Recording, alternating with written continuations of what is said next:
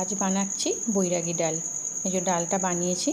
তো এই ডালটা বানাতে কি কি লাগছে দেখো। প্রথমেই যেটা লাগছে হচ্ছে মুগ ডাল আর মসুর ডাল।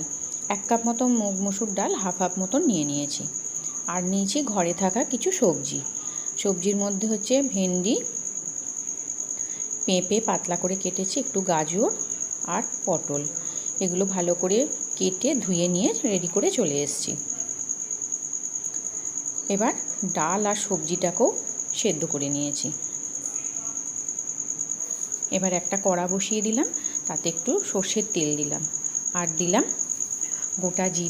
গোটা জিরে, তেজপাতা আর শুকনো লঙ্কা। একটু ফোড়নটা হয়ে গেলে ওতে একটু কারি পাতা দিয়ে দিলাম। এবার যে সেদ্ধ করা ডালটা আছে সেটা ঢেলে দেবো।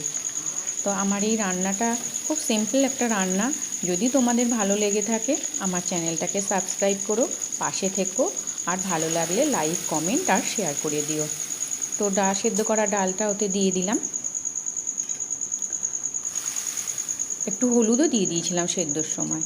তো এখন আর ওই জন্য হলুদ দিতে লাগলো না। দেখো এইভাবে হয়ে গেল আমার ডালটা পুরোই রেডি। তো কেমন লাগলো সবাই অবশ্যই জানিও।